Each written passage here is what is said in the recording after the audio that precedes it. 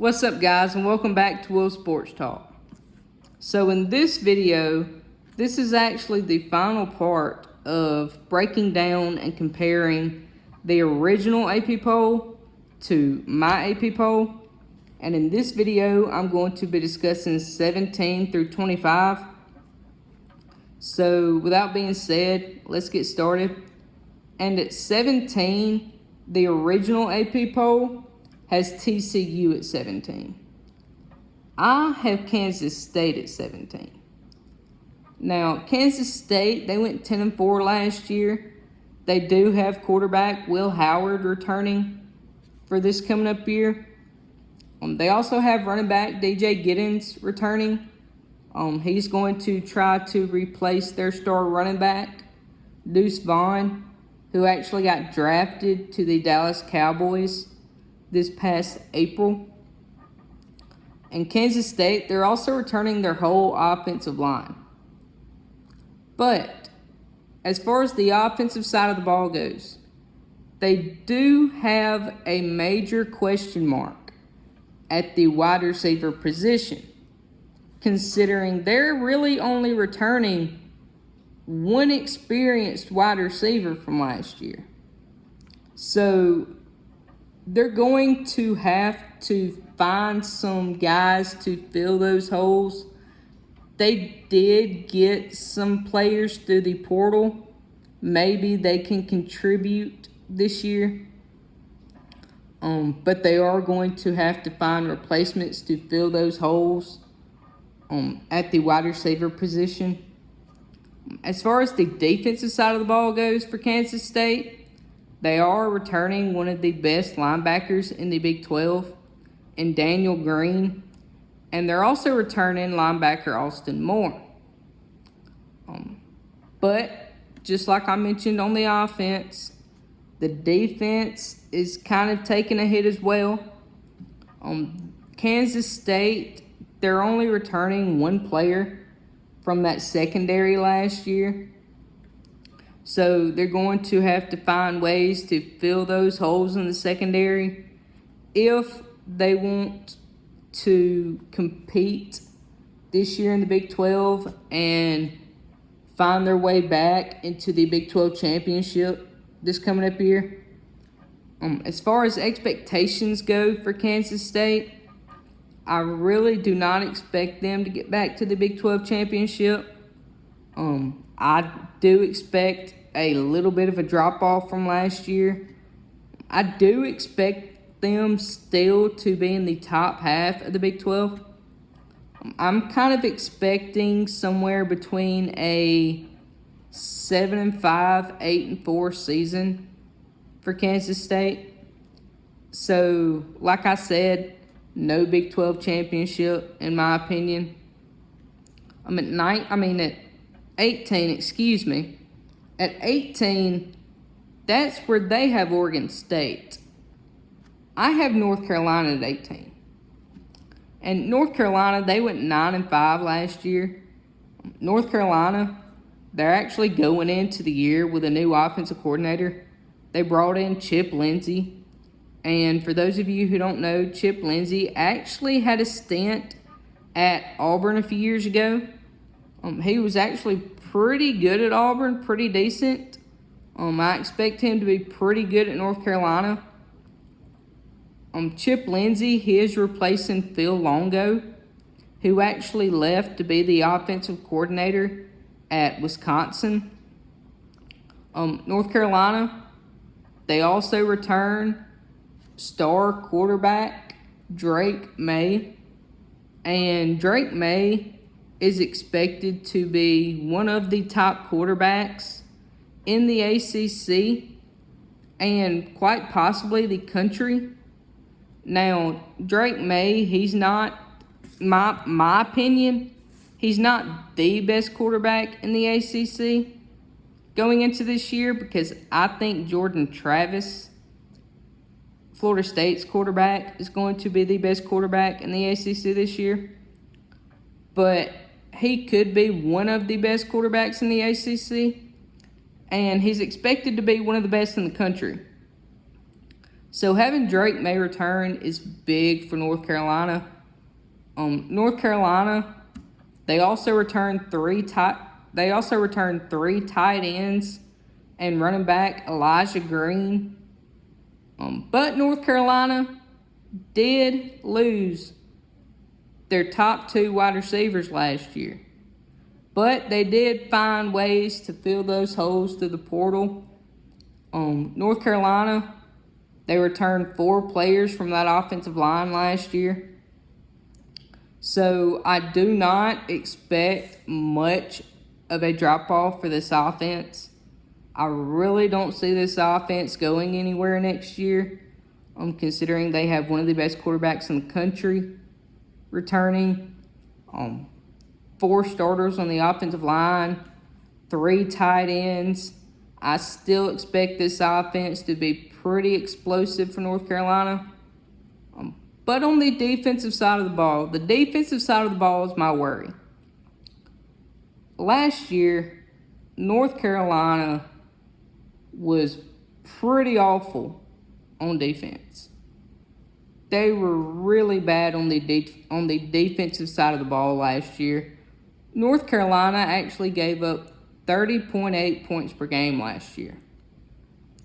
So they've got to figure out how to improve that defense going into this year. Now, North Carolina, they do have some good news on the defensive side of the ball. They are returning linebackers Cedric Gray and Power Eccles. And one of the reasons that this defense was so bad last year is the defensive line. The defensive line really underperformed for North Carolina last year. And that is why the defensive coordinator going into this year has actually made the decision to blitz a lot more. Try to put more pressure on the quarterback, try to force turnovers, end drives, etc. So that defensive line is going to be a lot more aggressive, blitzing a lot more, which I think will help the defensive side of the ball. Expectations for North Carolina going into this year, it really all depends on the defense. I don't see an ACC championship for North Carolina this coming up year. If they can improve that defense, I can see somewhere between a 8 and 9 win season for North Carolina. So like I said, no ACC championship. At number 19, that's where they have Wisconsin. I have TCU at 19. TCU, they went 13-2 last year. Their only losses were to Kansas State in the Big 12 championship game, and then that absolute embarrassing defeat to Georgia in the national championship last year. Now, TCU going into this year is actually taking a massive hit. They're taking a massive hit, and especially on the offensive side of the ball. They're returning 11 starters from this past year. And 8 of those starters are on the defensive side of the ball. So like I said, that offensive side of the ball is taking a major hit. There's going to be a lot of new faces on the offensive side. TCU, they did lose their quarterback, Max Duggan. He got drafted this past April. They're replacing him with Chandler Morris. Chandler Morris, he actually transferred from SMU this past off season. I don't expect him to be near as productive as Max Duggan, so I kind of do expect a drop off there at the quarterback position. TCU, They're also losing 2 leading rushers, 3 of their top wide receivers, and they're also missing a few pieces on the offensive line. So they're going to have to find ways to replace those guys. But TCU does have running backs Imani Bailey and Trent Battle returning to try to fill those holes. Plus, they did pick up running back Trey Sanders from Alabama through the portal to try to help with that depth and fill some of the holes there on the offensive side of the ball. TCU, they also lost wide receiver Quentin Johnson. He also got drafted, but then again, they dive into the portal. They get wide receiver JoJo Earl, once again, out of Alabama, to try to fill those holes, strengthen that wide receiving core. On the defensive side of the ball, TCU did lose Dylan Horton and D. Winters. And those 2 guys were actually responsible for 60% of TCU's sacks last year. So they're going to have to replace major production at that position next year.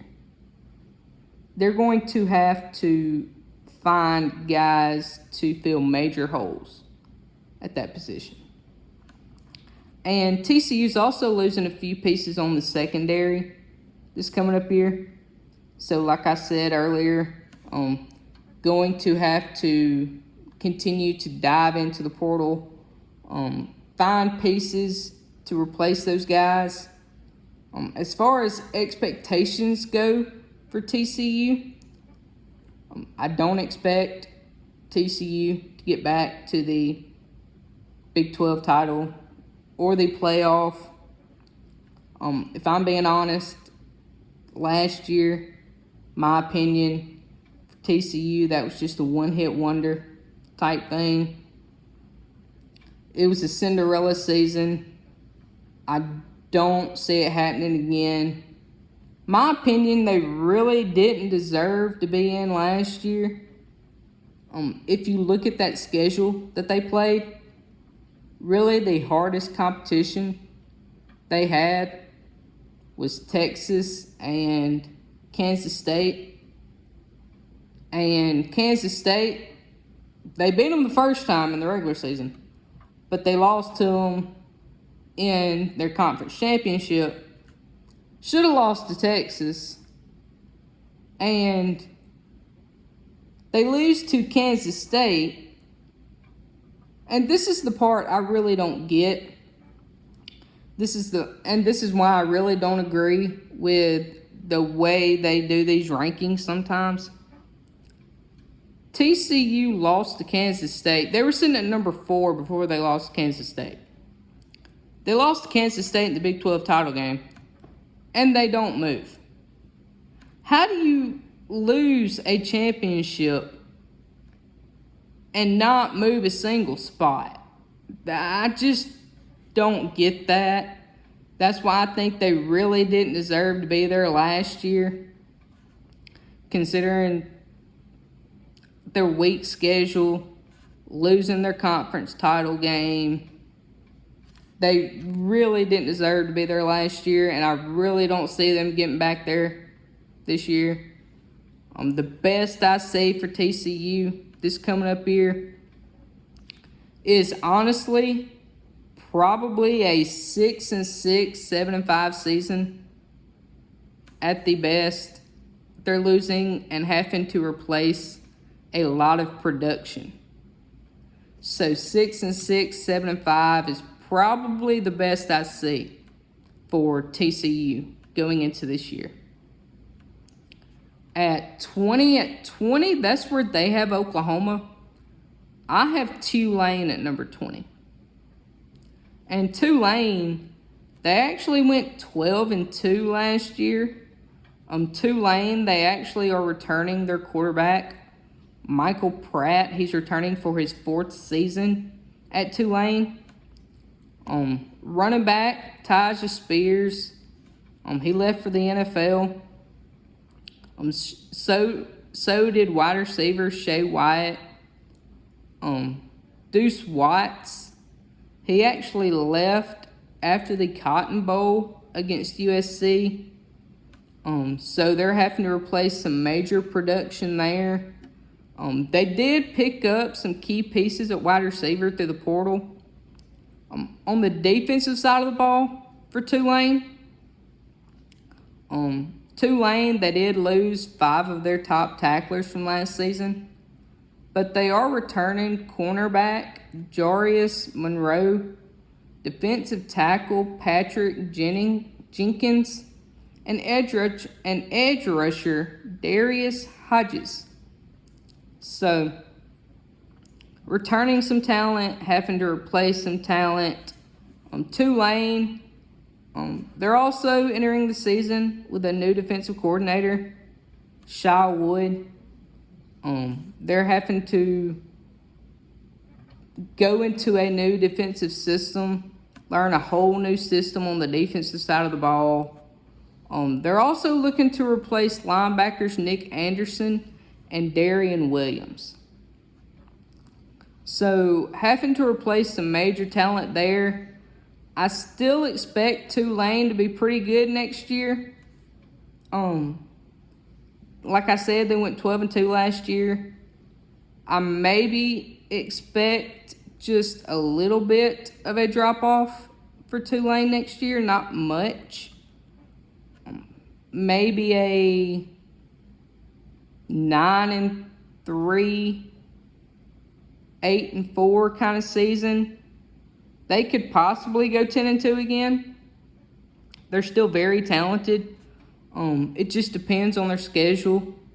That game early against Ole Miss, that's really going to be a deciding factor for this season. And really, that Tulane game for Ole Miss is pretty tricky.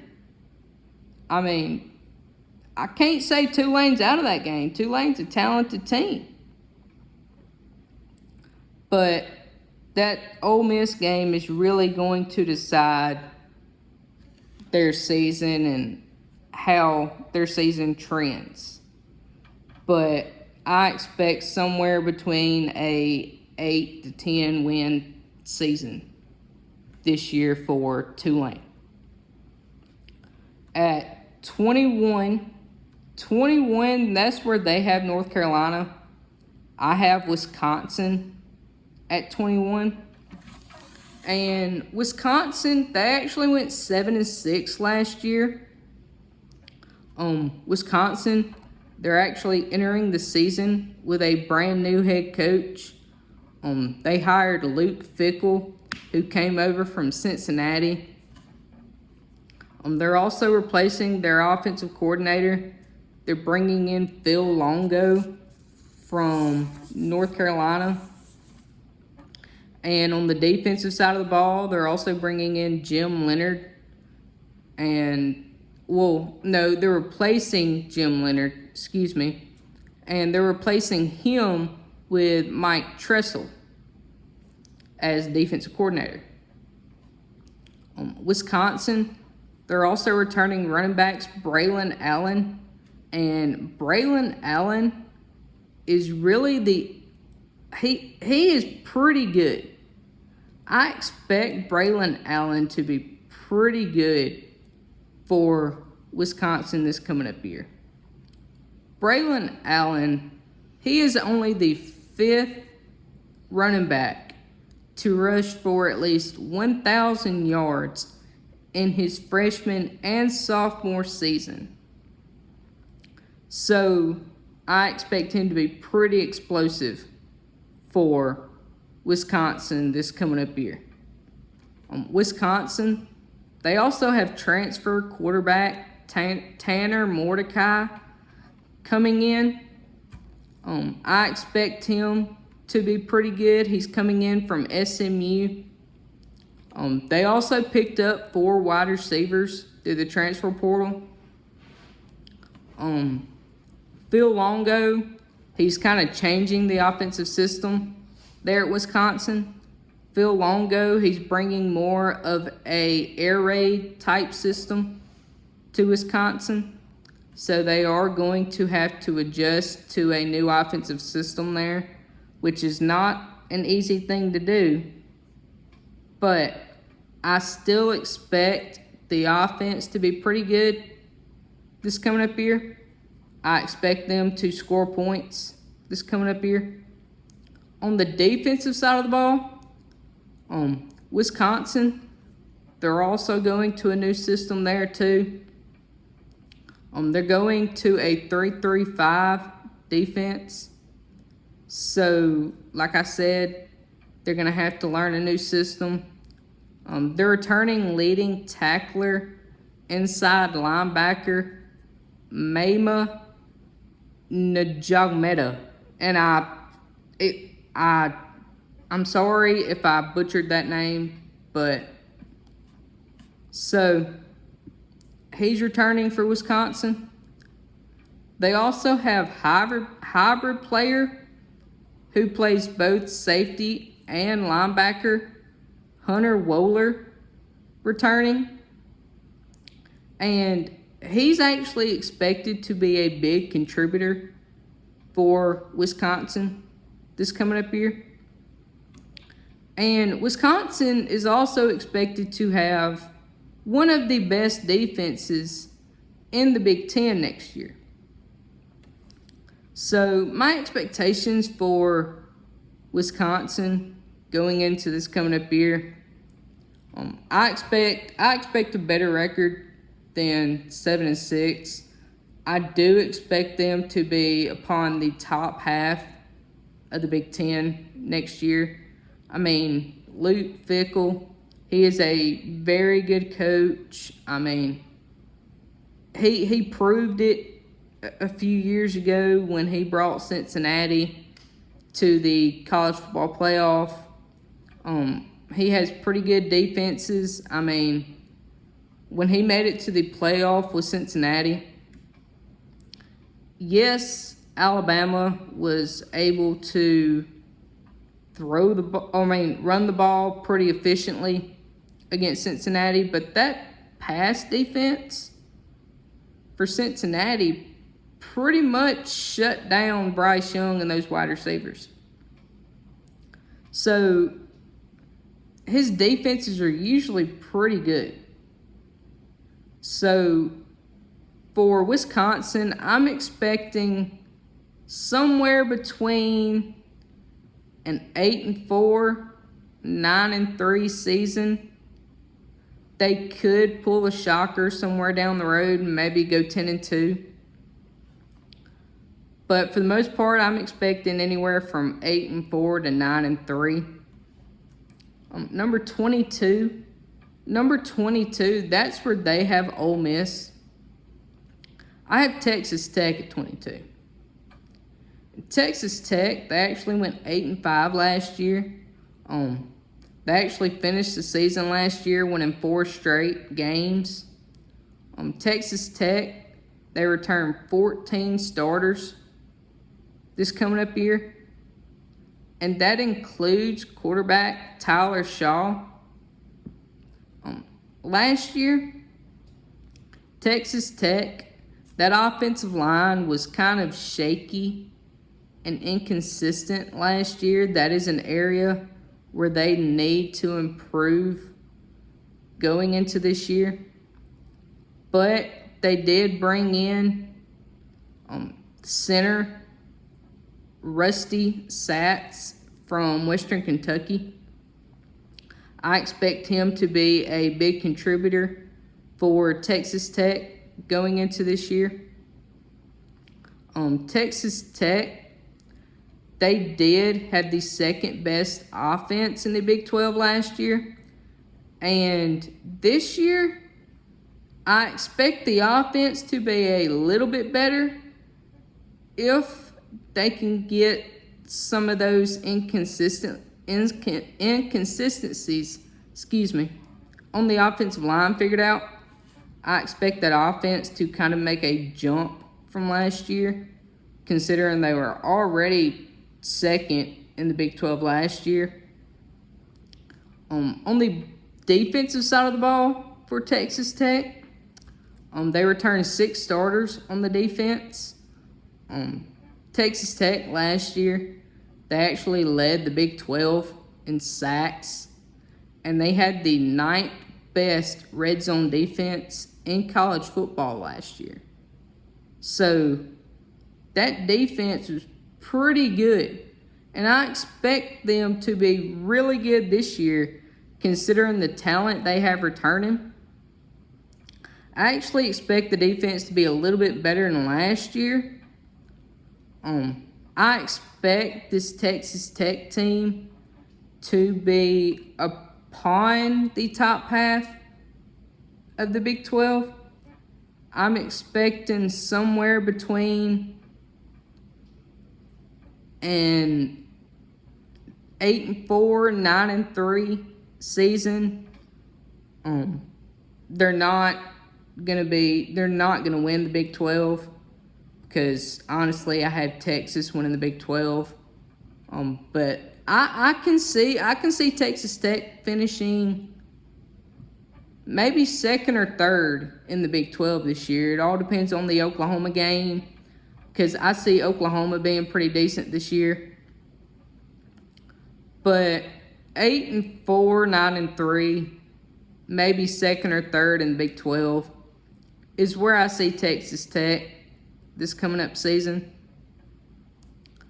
23, that's where they have Texas A&M.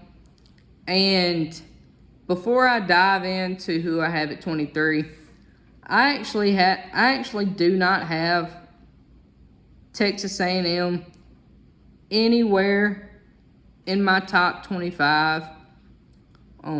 Texas A&M, yes, they are expected to be a lot better this coming up year. I expect them to make a major jump this year. Completely flip the script from last year. I mean, honestly expect a 9-3, 10-2 season from Texas A&M. I would not be surprised if they were to find a way to beat Alabama next year. And that team was young. I get it. That team was very young. But you can't go, in my poll at least, you can't go 5-7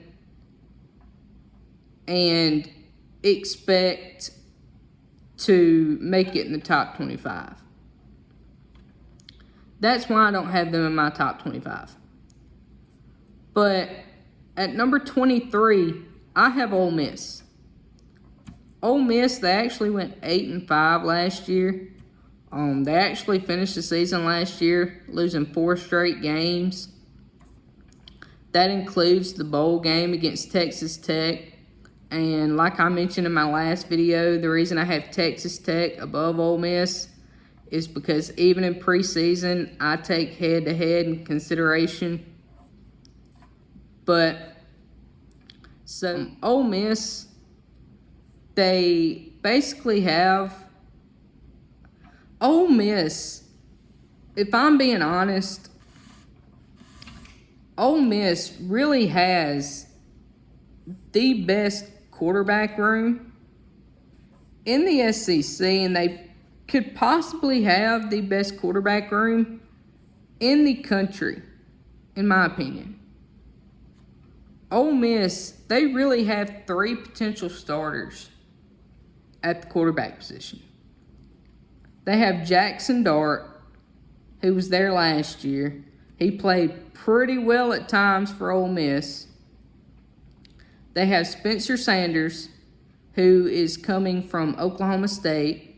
He's expected to be pretty good, depending on if he gets the job. And then they also have Walker Howard from LSU. So, like I said, Lane Kiffin. And Lane Kiffin, he's one of these that he dogs his transfer portal. But yet again, he turns around and murders the transfer portal. Like, he abuses his transfer portal so bad, but he dogs the ever-living crap out of it. So, Lane Kiffin is sometimes hard to read. But Ole Miss, they also have running back Quinshon Judkins returning. And my opinion, Quinshon Judkins is expected to be, really my opinion, the best back in the SEC. And he could be the best, or one of the best, running backs in the country, if you ask me. Quinshon Judkins is expected to be really, really good for Ole Miss next year. Now, Ole Miss, they are losing wide receivers Malik Heath and Jonathan Mingo. They did get drafted back in April. But you know Lane Kiffin, he's going to dive into that transfer portal. So he's already filled those holes in the transfer portal. They also have tight end Michael Triggs returning. Michael Triggs returning is going to be huge. Lane Kiffin, he really, really likes to use those tight ends. So he's going to be a big contributor on the offensive side of the ball next year. On the defensive side of the ball, Ole Miss last year, this was the reason, well, one of the reasons. I'll get into the other reason in a minute. But this was one of the reasons that they lost 5 games last year, is because their defense was really, I'm not going to say bad, because it was good from time to time, but it wasn't great, and the inconsistency was not there last year. And they did hire a new defensive coordinator. They brought in Pete Golding from Alabama. And my opinion, that hire is not any better than what you had. You're not fixing your defense by going and getting Pete Golding. Pete Golding was very, very inconsistent last year. If you watched Alabama play these past couple years, that defense was hard to watch on the field. It really, really was. Week in and week out, you had no idea what you were getting. That defense at Ole Miss is about to be very, very inconsistent. I don't think this defense is going to get much better under Pete Golding at all. So, my opinion, that was a bad hire there. That defense is still going to be pretty bad and inconsistent. Ole Miss, they did pick up some transfers, both on the secondary and the defensive line this past offseason. So maybe that can improve the defense just a little bit under Pete Golding, as much as it can, considering how bad and how inconsistent this defense is about to be. They are returning guys. They're returning J.J. Pegas. For those of you who don't know, he was actually at Auburn a few years ago, and he actually transferred from Auburn to Ole Miss. So he's coming back. And they're also returning Kari Coleman. Like I said, the defensive side of the ball, don't see getting any better. Maybe the same. The offensive side of the ball, it's Lane Kiffin.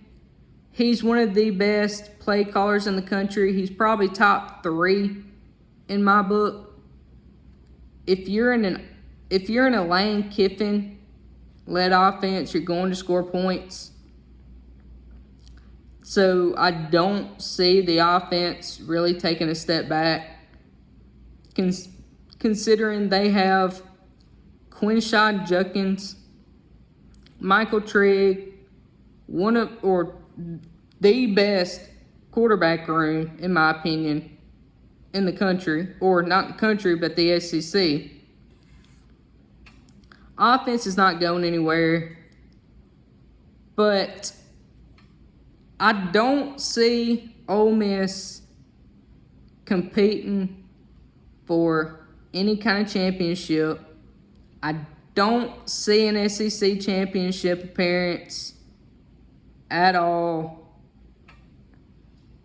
The defense has a part in it, and the reason I don't see Ole Miss winning any kind of championship this coming up year or in the years to come, because honestly, as long as Lane Kiffin's there, Ole Miss is not touching any kind of championship at all.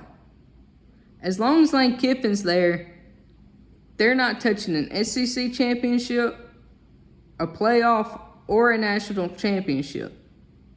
Now, once the playoff expands to 12 teams, they could make it into the playoff, but they're still not making a national championship under Lane Kiffin.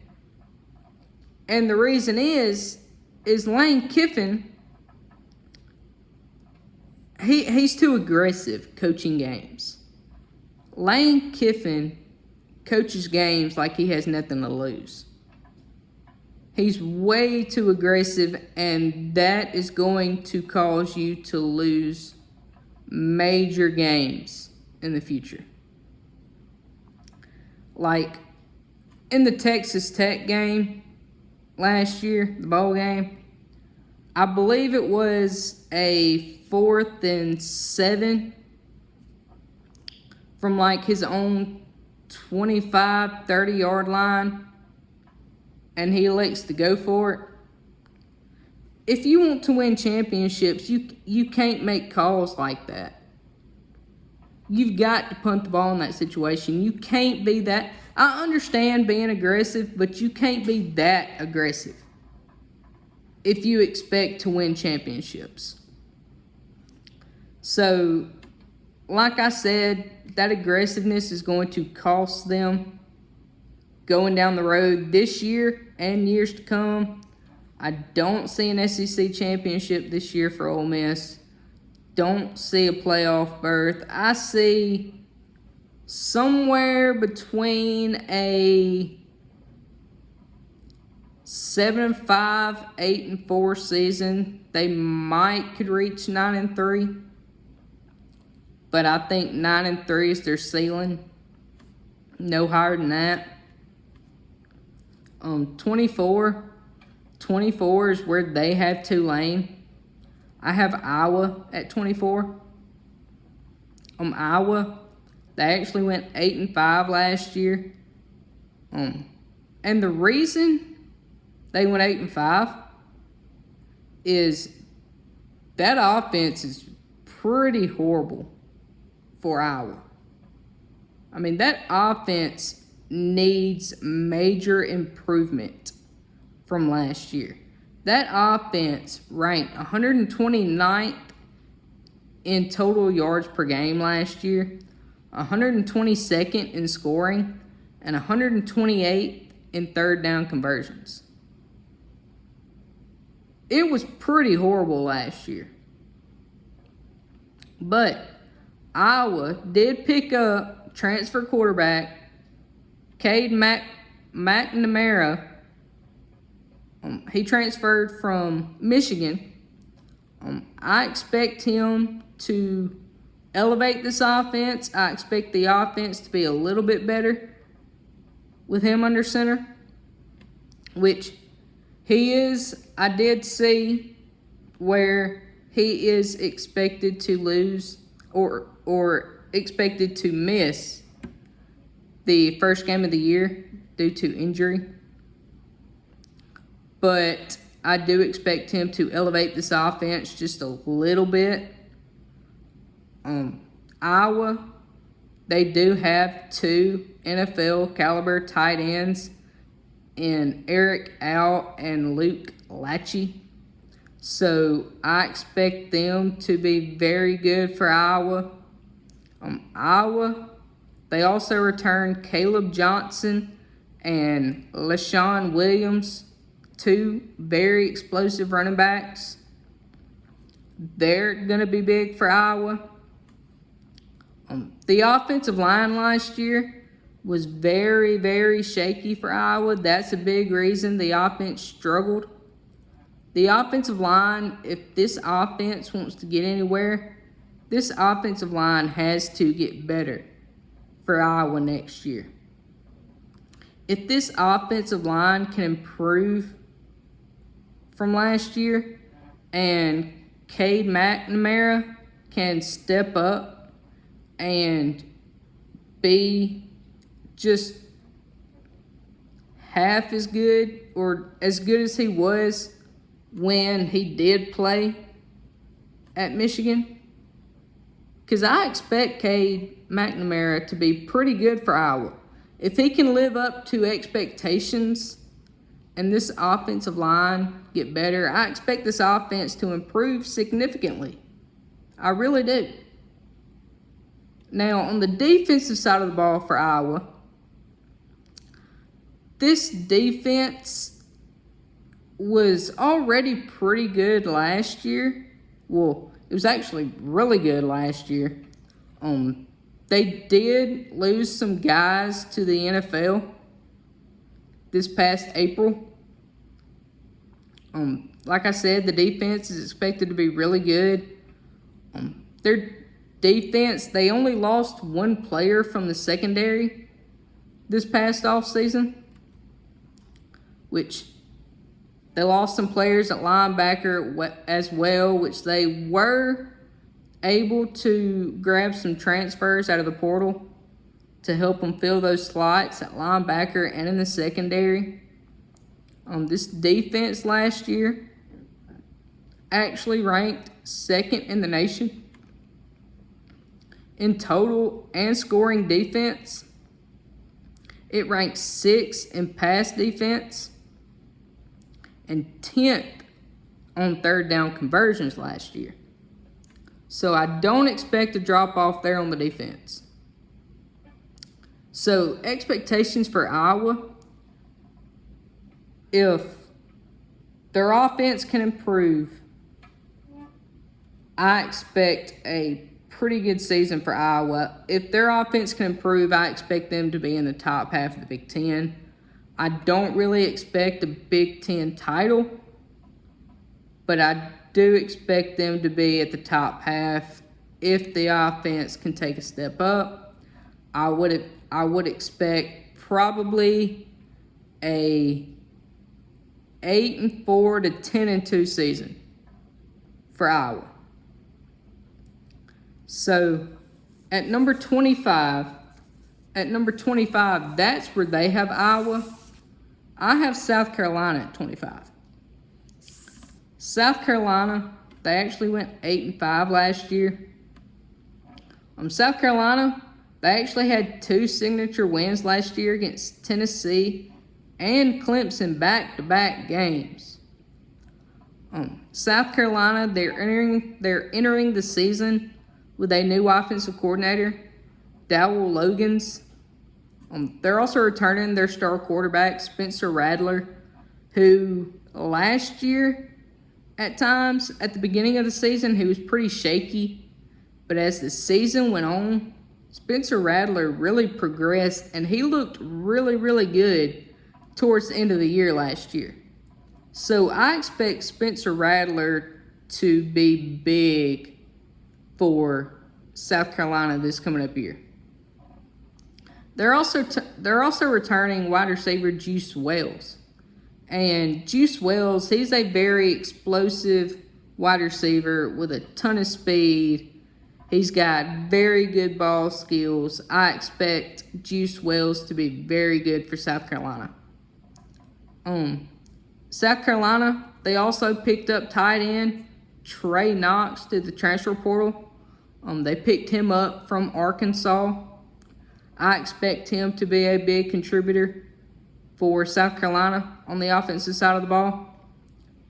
South Carolina, they do have some questions on the offensive line and in the running back room that needs to be addressed. Maybe pick up some transfers to the portal, recruiting, etc.